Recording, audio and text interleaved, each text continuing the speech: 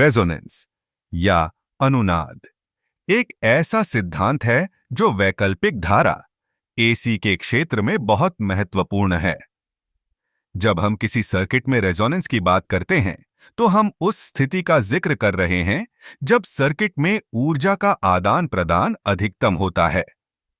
यह तब होता है जब सर्किट की इंडक्टेंस और कैपेसिटेंस एक विशेष आवृत्ति पर संतुलित हो जाते हैं। सोचिए, जब आप एक झूला झूलते हैं, अगर आप उसे सही समय पर धक्का देते हैं तो झूला ऊंचाई में अधिकतम पहुंचता है। ठीक इसी तरह एसी सर्किट में जब वोल्टेज और करंट की आवृत्तियां मेल खाती हैं तो ऊर्जा का आदान प्रदान अधिकतम होता है। इसे हम रेजोनेंट फ्रीक्वेंसी कहते हैं। रेजोनेंस का एक और दिलचस्प पहलू है कि यह सर्किट में बहुत अधिक करंट पैदा कर सकता है। जब सर्किट रेजोनेंस पर होता है तो करंट की मात्रा अचानक बढ़ जाती है।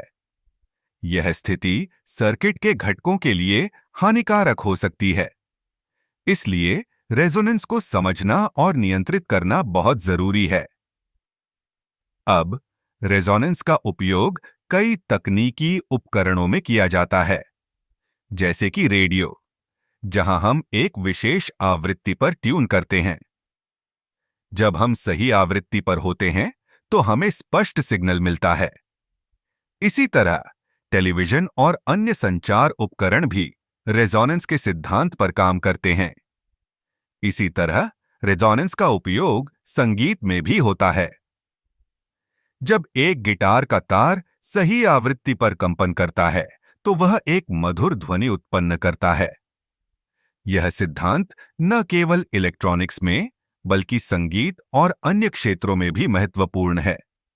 रेजोनेंस की एक और रोचक विशेषता यह है कि यह ऊर्जा को एक स्थान से दूसरे स्थान पर प्रभावी ढंग से स्थानांतरित कर सकता है।